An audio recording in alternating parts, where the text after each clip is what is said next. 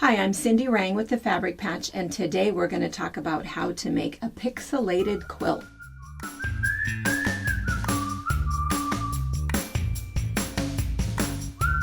My daughter and I have owned and operated a busy quilt shop in Washington State for over 20 years. We have a retreat center, an active YouTube channel, and a large pattern line featuring our creations. My two sons work on machines. One daughter-in-law is our videographer and the other is a long-arm quilter. We are a family that love each other, we laugh together, and every once in a while we get some work done. We have a crew that are saints for their efforts at keeping us on track. Thanks for joining us on our wild ride.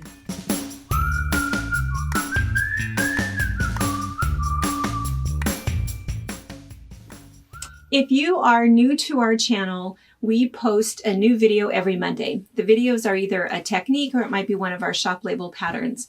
So you'll want to go back and check out some of those other ones. If you like what you see today, we have quite a few that are up there. We also do a fabric chat, which is just sort of coffee with friends every Wednesday. And every Friday, we open boxes in the quilt shop so you can see what's new. So if you like what you see, be sure and subscribe. And if you hit the bell, you'll never miss a video that we post. So today, what we're doing is we are going to talk about a pixelated quilt. The reason that we're doing this one is because one of the other features that we do is something called Every Quilt Has a Story. And we have different people that share quilts that they've made, and they share the story about the quilt and sometimes even the technique. My granddaughter, who is 7 years old, shared her pixelated quilt that she made just last Sunday. You can go back and find that, but at 7 years old, she did the entire thing herself, and this is the way that she did it. What it is it's basically a grid. I'm going to show you this up close and personal, but it's a grid, and all you need is this grid fusible interfacing that you kind of start with your puzzle. You just need some fabric scraps that we're going to turn into squares and an iron, and then a sewing machine. The other thing that you may or may not need is a pattern. There's a variety of different patterns. Some are just a basic sheet. This one comes in a package, which we'll talk about in a minute. Or you can get a full book that has multiple patterns in it. And again, we'll talk about these a little bit more in just a few minutes. So we're going to talk about this technique in 3 different steps. First, we're going to talk about the squares, and then we're going to talk about the grid, and then we're going to talk about the pattern. So let's start with the squares. So the deal with the fabric is that you have to think of the fabric as the little pixelations, of course, the little bits of color that you're going to use in your pattern. So you start with quite a few of them. This is just a box that I got at Costco. It seemed to work out perfectly. So I cut everything into my 1.5 inch squares, and I just stacked them so that I had all kinds of pieces to work with, whether they were organized by color or whatever. The big thing is that it needs to be organized by size, and we'll talk about that as we talk about the grid. But for this particular project, what I was doing is I wanted to make sure that I had 1 inch finished. So because of that, I was starting with 1.5 inch squares. And again, we'll show you that in just a second. So I didn't buy one single piece of fabric for this quilt. Everything was leftover little bits and pieces out of my stash that I wasn't using for anything else. So all you have to do with these is you can just take them, however big the piece, it doesn't really matter. You can layer, you can stack them up, cut them in any way you want to in the size square that your template is asking for. But for me, I have a shape cut. And what a shape cut is it's just this acrylic ruler that has a slash every 1/2 inch. So then what happens is I'm able to go ahead and lay this down on top of my fabric. And let's see, I'm going to try to get the most use of it. And then all I have to do is I can go ahead and take my little rotary cutter, and I'm going to cut every 1.5 inches, because for my particular project, that's the size squares that I need. So I'm going to cut my 1.5 inches. I'm going to lift this up and turn it. And then shouldn't be doing this without my glasses on, but, and now I'm going to do the same thing. Cut every 1.5 inches.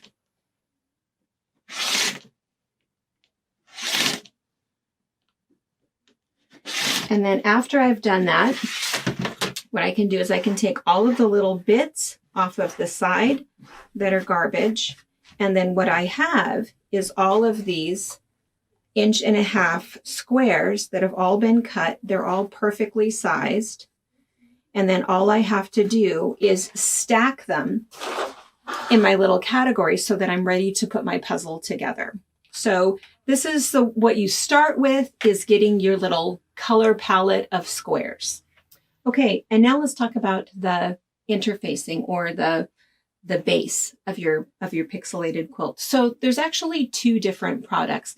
One product is a Quilt Smart product. And so it looks like this. It's just long running yardage of these squares. It comes in 1 inch. So you kind of have to know if you're doing 1 inch squares or 2 squares at a time to make it 2 inch, or 3 squares at a time to do 3 inch. So it can get a little bit confusing. The other thing that's confusing about it is that it's a very large piece. And so it's not really very user friendly. You can get a little bit lost in it. You can be losing pieces in it.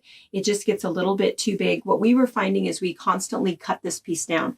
So what happened was 10 Sisters came out with their product, which is super, super brilliant, because what they have is they have 4 different sizes. So there's 1/2 inch finished, 1 inch finished, 1.5 inch finished, or 2 inch.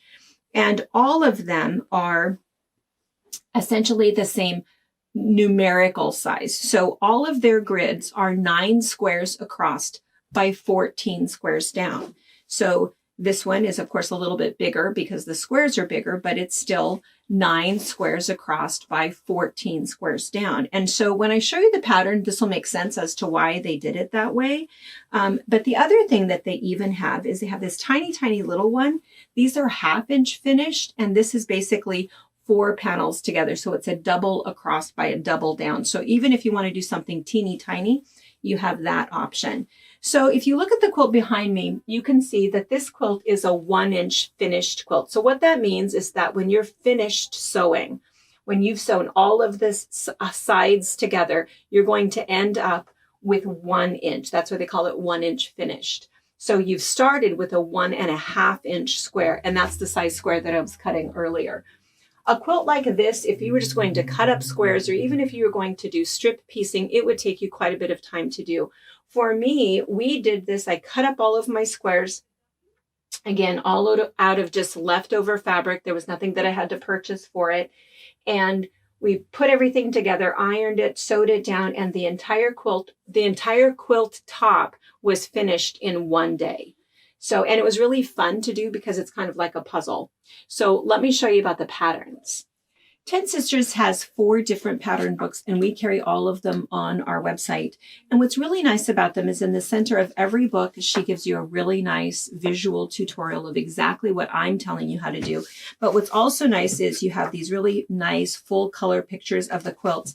And if you look at the patterns, this is the one that is behind me. So you can see that these are the panels. So it's 9 squares across by 14 down. So it's not making a traditional quilt block that you have to either put on point or do half of it or do whatever. You're just going to take your little panel, put everything together. And once you've sewn that whole panel together, you go on to the next one, go on to the next one, go on to the next one, and sew the whole thing together. So it's kind of unique, and it's nice that it's all been laid out like that, so that no matter what quilt you're choosing, you're just following that numeric panel. The other thing is that once you have the pattern, it doesn't really matter which panel you start with, because they do all of the math here for you to be able to say, well, no matter what you're going to need. And mine was 15 panels, but she gives you the information to be able to do 20 panels. So she's suggesting that you do 5 across by 4 down. And so if you're doing a 1 inch finished square, which is what I did, of course, it's going to end up making that 43 by 57 inch top. And you're going to use 1.5 inch squares. And she tells you exactly the number that you need. Same thing if it's a 1.5 inch finished square. And if that's the size panel that you get, your quilt is going to end up being 64 by 85. And of course, you're cutting 2 inch squares. And if you want the 2 inch finished squares that you're making. Your quilt is going to be 86 by 114. And of course, you're cutting 2.5-inch squares. So she gives you the math so that you can make the decision. So you're still going to construct it the same way. It's just what size squares are you starting with? And all of the patterns are written like that. What's really nice is she has this book for kids. And it's really fun because I think what's fun about it is that it's a puzzle. So again, in the center, she has all of the written directions, exactly what I'm showing you to do. But then if you look at the panels, it can be something as simple as this one. So there's 6 different panels here. This one has 2 owls.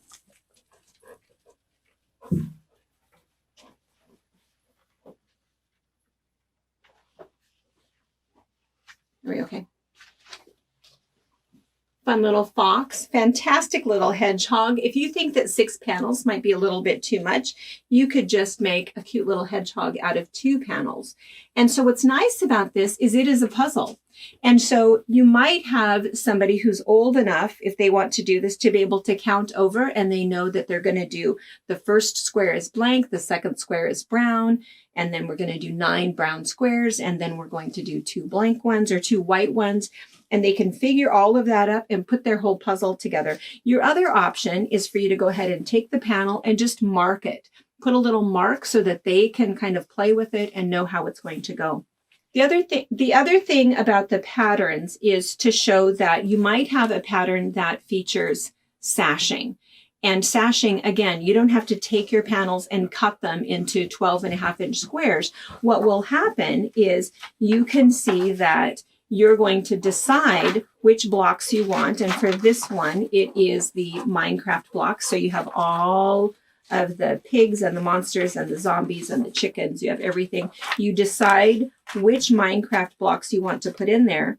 And you can see that with the pattern. I'm just going to flip this open. The sashing is included in the pattern. So you're still doing the same number. There's only, the certain number of panels that you're using. And I think at the bottom, you're actually cutting the panel in half, but you're still just going to put your sashing in there. That's the same way that I was doing this one.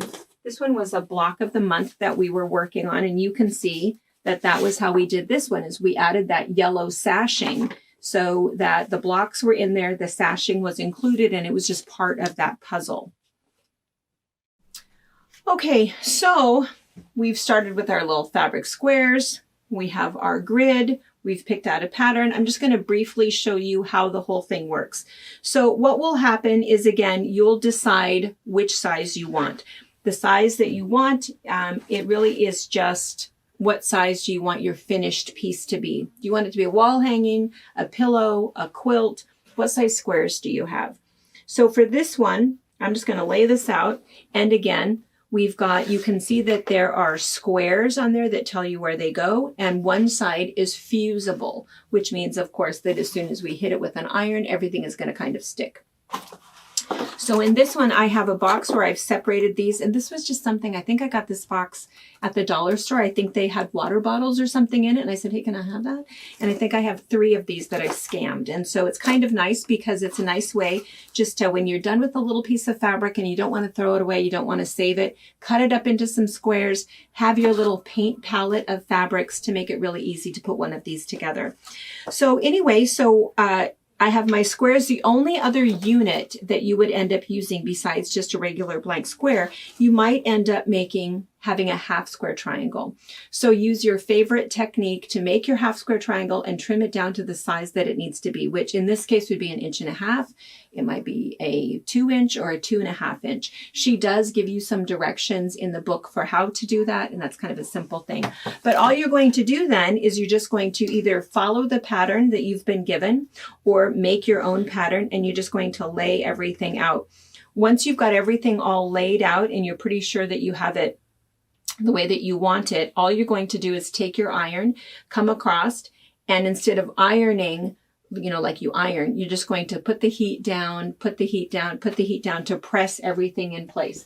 This piece has been done like that. So if you can see, all of these pieces here are fused into place. And then once everything is fused into place, it's kind of nice because then when you go to sew it together, all that happens is it'll stay totally where it needs to be. And you just sew that row together, open it back up, flip down the next one, sew that, open that back up.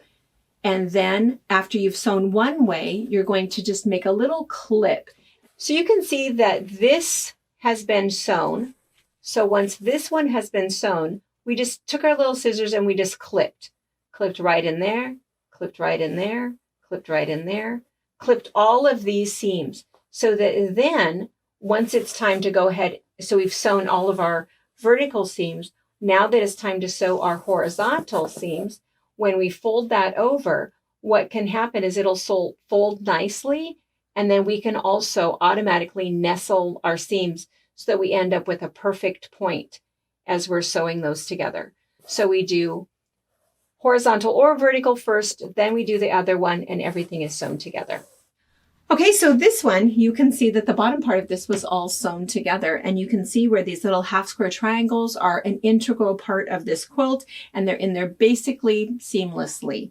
And this particular one is a version of an I Spy quilt. So it's kind of a fun way to use up a lot of little leftover bits where there's fun little things to be able to find, whether it's a moon or there's a ballerina frog, even a snowman is in here. So it's a kind of a cute project to use up leftovers and make a colorful quilt. So whether you've decided to come up with your own project, maybe take a piece of graph paper and have your child come up with their own little pictures, tackle a MineCraft quilt, or maybe something that is a trip around the world, something that you might not have decided to tackle before because of the small pieces. This is a really easy way to finish up that quilt top.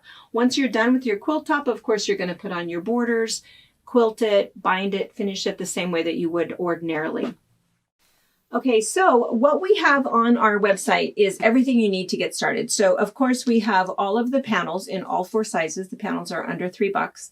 And we have a couple of kits. This kit is kind of fun. It's just a tiny little kit and it has all of the squares cut for you. It has the panels, even has the batting and the backing in there so that you can make either a little mug rug or you can make a little pin cushion. You can do either one. It's just kind of fun if you're not sure and you don't want to cut up all of those squares. We've done that for you. So these are on the website. These are $9.